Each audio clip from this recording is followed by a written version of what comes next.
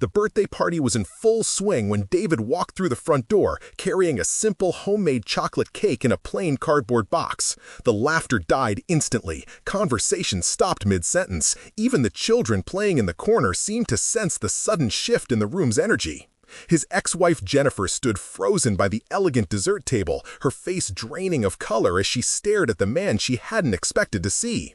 The expensive catered spread, towering fondant creations, macaroons arranged like art pieces, champagne flutes catching the light, suddenly seemed to mock the humble cake in David's weathered hands. Her new husband Richard stepped protectively beside her, his jaw tightening as whispers began to ripple through the crowd of well-dressed guests. But what Jennifer would say next would shatter more than just the awkward silence. It would expose a truth that had been buried for 3 long years, changing everything these people thought they knew about the man standing in their doorway. David Harrison had once been the kind of father who never missed a bedtime story, who built blanket forts on rainy Sundays, and who knew exactly how his daughter Emma liked her pancakes, with chocolate chips arranged in a smiley face. That was before the divorce papers arrived on a Tuesday morning, before Jennifer's lawyer painted him as an unfit parent in court, before his construction business collapsed under the weight of legal fees and heartbreak. Now he lived in a 1-bedroom apartment above Mrs. Chen's laundry shop, where the smell of detergent had become as familiar as the ache in his chest every time he passed Emma's empty bedroom. The custody arrangement was brutal in its simplicity. Every other weekend, major holidays alternating yearly, and birthday visits if the custodial parent approved. Jennifer rarely approved. She'd built a new life with Richard, a successful investment banker who wore Italian suits and drove cars that cost more than David's annual income. They lived in Millfield Heights, where the lawns were always perfect, and the neighbors pretended not to notice when the divorced dad showed up in his battered pickup truck. But today was different. Today, Emma was turning 8, and David had spent his last $40 on ingredients for her favorite chocolate cake, the one with the secret ingredient he'd never told anyone about. Not even Jennifer knew that he added a tablespoon of coffee to the batter, the same way his grandmother had taught him when he was Emma's age. It was their special recipe, a bridge between generations that couldn't be broken by divorce papers or custody arrangements. He'd found the address through Emma's school directory, a small victory that felt monumental. Mrs. Patterson, Emma's teacher, had smiled sadly when she handed him the information. She remembered him from school events, back when he was still allowed to attend them. "She talks about you all the time," she'd whispered, glancing around to make sure no one was listening. "She keeps asking when Daddy's coming to see her room." The new house was everything David's apartment wasn't: sprawling, pristine, with a circular driveway and topiary animals that looked like they belonged in a fairy tale. Cars lined the street, expensive sedans and SUVs that probably cost more than he'd made in his best year. Through the windows, he could see clusters of adults holding wine glasses, their laughter carrying on the spring air. The doorbell's chimes seemed to echo forever before Richard answered, his smile freezing when he saw who was standing on his doorstep. "David, we weren't expecting you." "It's Emma's birthday," David said simply, holding up the cake box.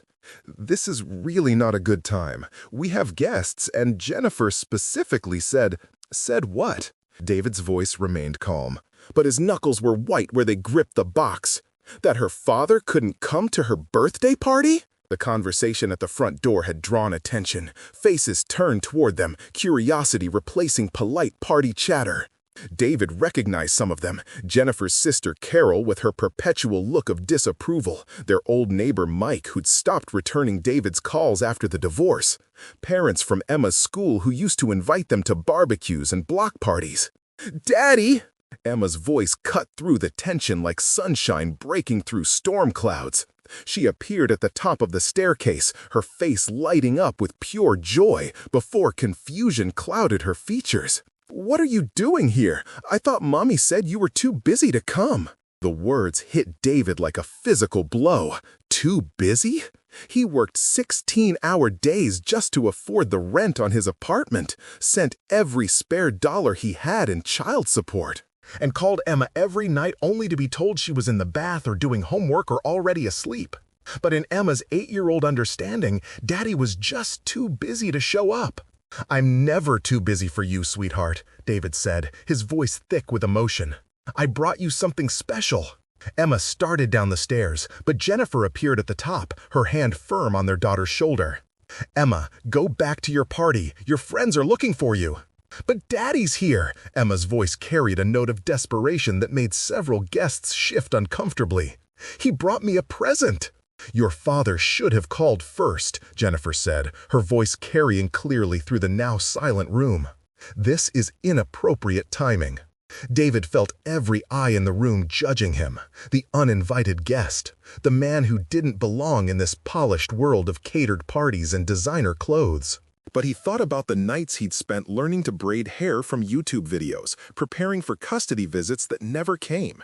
He thought about the bedtime stories he practiced in his empty apartment, voices and all, for an audience that was never there to hear them. "I just want to give my daughter her birthday cake," he said quietly. "The chocolate one with the secret ingredient. Remember, Emma? The one Grandma Rose taught me to make?" Emma's eyes widened. She did remember. It was their thing, their special tradition from before the world fell apart. "The coffee cake!" she exclaimed, clapping her hands together. "You remembered!" But Jennifer's expression had turned cold, her voice dropping to a level that somehow carried more authority than shouting ever could. "David, you need to leave. Now, before I call security." Security. At his daughter's birthday party, David felt something break inside him, but he forced himself to stay calm. For Emma. Always for Emma. "I understand if you don't want me here," he said, setting the cake box down on the marble entryway table. "But this is for Emma. It's her birthday cake. It's homemade, and it's got all the love I couldn't give her in person." The room was so quiet that the sound of his work boots on the marble floor seemed deafening as he turned to leave. But as he reached the door, Emma's voice stopped him. "Wait!" She pulled free from Jennifer's grip and ran down the stairs, her party dress rustling with each step. "You can't leave without singing happy birthday. We haven't even cut the cake yet." David turned back, and the look on his daughter's face, hopeful and desperate and so achingly young, nearly undid him completely. "Your mom's right, sweetheart. This isn't my party to crash." "But it's my birthday!" Emma's voice rose, and for the first time, she sounded angry. "And I want my daddy here! Why can't Daddy stay for cake?" The question hung in the air like a challenge. Every parent in that room knew the feeling of their child's disappointment, the weight of being unable to fix what was broken. David saw some of them looking uncomfortable, whispering to each other behind raised hands. Jennifer descended the stairs slowly, her high heels clicking against the marble with mechanical precision. When she reached the bottom, she stood directly in front of David, close enough that only he could hear her next words. "You want to know why you can't stay?" she said, her voice barely above a whisper, but somehow filling the silent room. "Because you're embarrassing.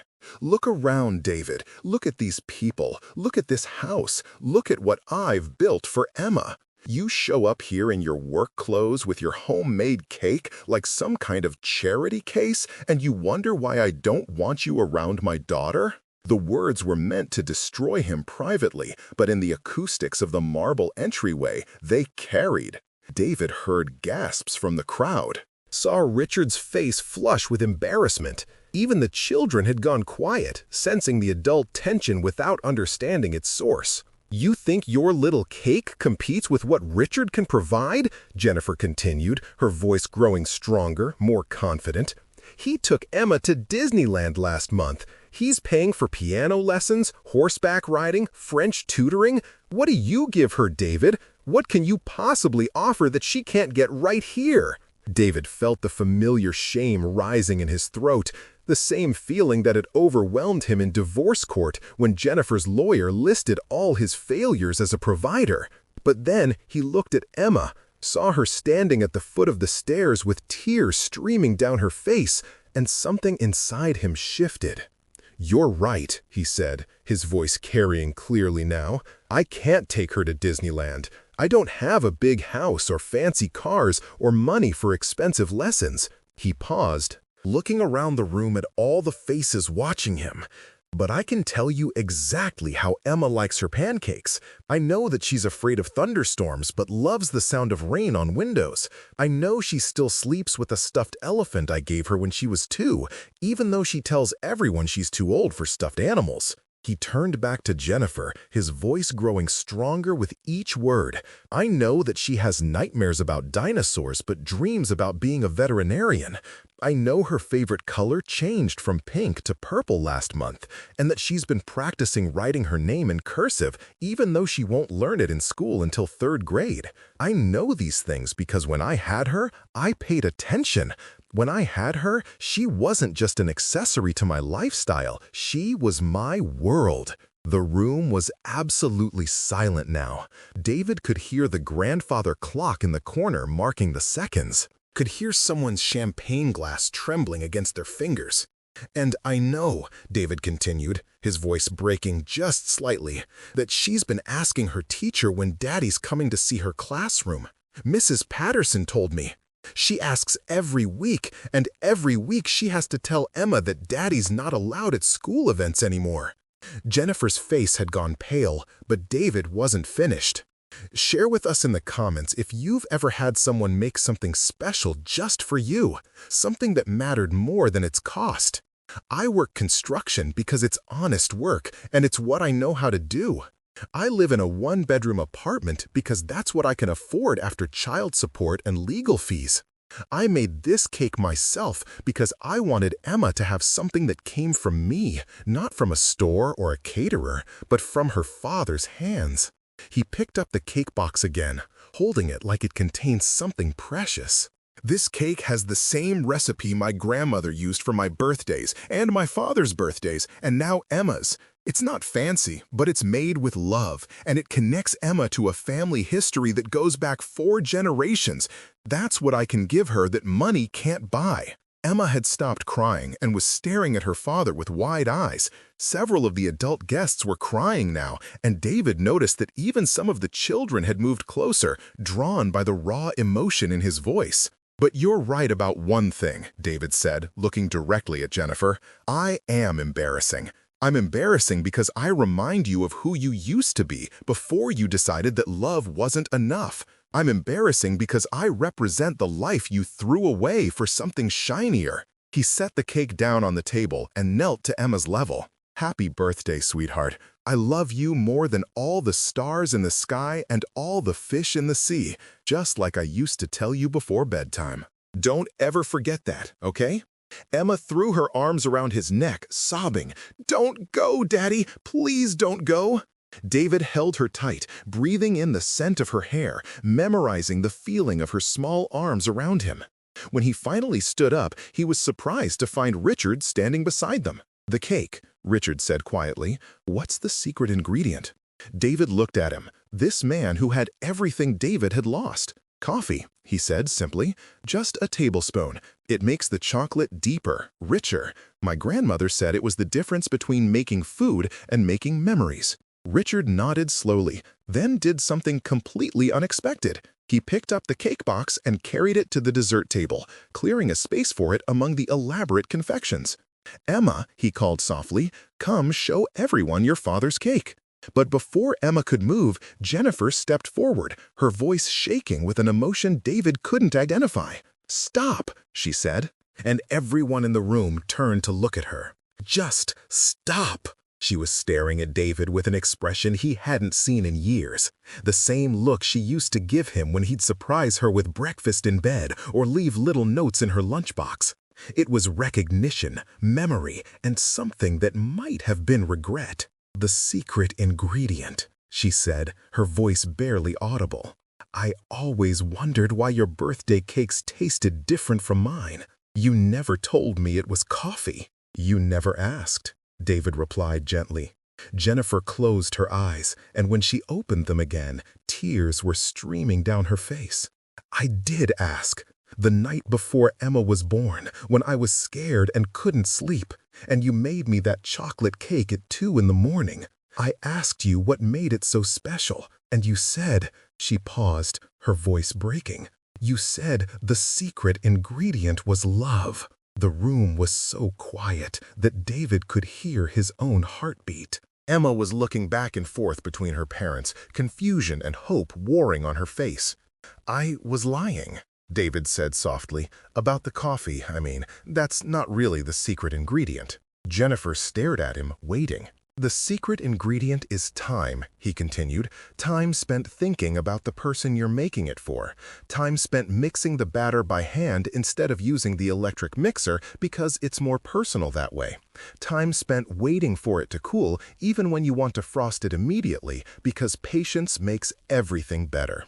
The secret ingredient is time spent with love, and that's something you can't buy at any bakery." Jennifer wiped her eyes with the back of her hand, smearing her perfectly applied makeup. "I forgot," she whispered. "I forgot what that felt like." "Mommy?" Emma's small voice cut through the adult emotion. "Can Daddy stay for cake, please? It's my birthday wish." Jennifer looked around the room at all the faces watching her. Friends, family, neighbors who had witnessed this entire exchange. She saw her sister Carol nodding encouragingly, saw Mrs. Patterson from Emma's school wiping away tears, saw parents she barely knew looking at her with a mixture of judgment and understanding. But most importantly, she saw her daughter, standing between her two worlds, asking for the one thing Jennifer had spent 3 years convincing herself Emma didn't need. "The piano lessons," Jennifer said suddenly, looking at David. "Emma's been taking piano lessons for 6 months." David nodded, uncertain where this was leading. "Last week, her teacher asked what song she wanted to learn for the recital," Jennifer continued, her voice growing stronger. "Do you know what she chose?" David shook his head. "Happy Birthday," Jennifer said, fresh tears streaming down her face. "She said she wanted to learn Happy Birthday so she could play it for someone special. When I asked who, she said it was a surprise." She paused, looking at Emma with a mixture of love and pain. "She's been practicing for weeks, David. She wanted to play Happy Birthday for you." The revelation hit the room like a physical force. Several people were openly crying now, and David felt his knees almost buckle with the weight of his daughter's love. "Emma," he said, his voice thick with emotion, "is that true?" Emma nodded shyly, hiding behind her hands. "I wanted to surprise you, but you never came to visit. Mommy said you were too busy, but Mrs. Patterson said maybe you just didn't know where we moved." David shot a look at Jennifer, who had the grace to look ashamed. The lies, the excuses, the barriers she'd built between father and daughter, all of it crumbling in this moment of truth. Tell us in the comments whether you think Jennifer deserves a second chance after keeping David away from Emma. "I've called every night for 3 months," David said quietly. "Every night, Jennifer, and I've driven by the old house twice a week, hoping maybe you'd moved back." "I know," Jennifer whispered. "I know you called. Emma asked me every time why I said you were too busy when she could hear the phone ringing." The confession sent a ripple of uncomfortable murmurs through the crowd. Richard stepped forward, his face flushed with embarrassment for his wife's behavior. "Jennifer," he said softly, "you told me he never called." "I was protecting Emma," Jennifer said defensively, but her voice lacked conviction. "I was protecting all of us from—" "From what?" David asked, and for the first time there was anger in his voice. "From being loved? From having a father who would do anything for her?" Emma was looking back and forth between her parents with wide, frightened eyes. The birthday party had become something she didn't understand, full of adult emotions and accusations that scared her. David saw her fear and immediately knelt down, gentling his voice. "Hey, sweetheart, how about you show Daddy this piano song you've been learning? I bet everyone here would love to hear it." Emma's face lit up, the tension breaking like a fever. "Really? You want to hear it?" "More than anything in the world," David said, and meant it. Richard cleared his throat. "The piano is in the living room. Emma, would you like to play for everyone?" As Emma ran toward the living room, the crowd began to follow. But Jennifer caught David's arm. "David, wait, I need to—" She paused, struggling with words that seemed too big for the space between them. "I was wrong. About tonight, about the calls, about all of it." David looked at her. really looked at her for the first time in months. She was still beautiful, still the woman he'd fallen in love with. But there was something different in her eyes now, something that might have been recognition of what she lost in her pursuit of what she thought she wanted. "Why?" he asked simply. "Why did you do all this?" Jennifer looked around at the elaborate party, the expensive decorations, the life she'd built. "Because I wanted better for Emma. Because I wanted better for myself. Because I thought—" She paused, her voice breaking. "Because I thought love wasn't enough. I thought she needed more than what we could give her." "She needed her father," David said. "Everything else was just extra." In the living room, Emma had climbed onto the piano bench, her small fingers poised over the keys. The crowd had gathered in a semicircle, their earlier discomfort replaced by genuine curiosity and affection for the little girl who had become the center of this emotional storm. "This song is for my daddy," Emma announced proudly. "I've been practicing really hard." She began to play. And despite her youth and limited training, the familiar melody of Happy Birthday filled the room with a sweetness that brought tears to almost every eye. Her small fingers stumbled over a few notes, but she kept going, her tongue poking out in concentration the way it always did when she was focused on something important. When she finished, the room erupted in applause, but Emma only had eyes for her father. "Did you like it, Daddy? Was it good?" David was crying openly now, not caring who saw. "It was perfect, Emma. Absolutely perfect." "It's not really finished," Emma said, climbing down from the bench. "Mrs. Patterson said I need to practice more before the recital, but I wanted you to hear it today because," she paused, suddenly shy, "because it's my birthday, and birthday wishes are supposed to come true." David knelt down and pulled her into his arms, holding her tight against his chest. "What did you wish for, sweetheart?" Emma whispered in his ear, her small voice barely audible. "I wished for Daddy to come home." The words hit David like a physical blow, but before he could respond, Jennifer was standing beside them, her voice shaky but determined. "You know what, Emma? I think it's time we cut that special birthday cake your daddy made for you." As they moved back to the dining room, Richard walked beside David. "She talks about you constantly," Richard said quietly. "Every day." Jennifer tries to change the subject, but Emma always circles back to something her daddy taught her or something she wants to tell you. They reached the dining room, where Jennifer was carefully removing David's cake from its simple cardboard box. Beside the elaborate catered confections, it looked humble, almost plain. But Emma was bouncing on her toes with excitement. "It looks just like Grandma Rose's," Emma said, clapping her hands. "Remember, Daddy, you showed me the picture?" David nodded, his throat tight with emotion. "She would have loved to meet you, Emma. She always said birthdays were the most important days because they celebrated the moment someone wonderful came into the world." Jennifer found candles in her kitchen drawer and pressed 8 small candles into the chocolate frosting. As she reached for a lighter, David pulled out his worn Zippo, the one engraved with his initials that Jennifer had given him on their first wedding anniversary. Jennifer stared at the lighter, recognition dawning in her eyes. "You still carry it?" she whispered. "Every day," David said simply, lighting the candles one by one.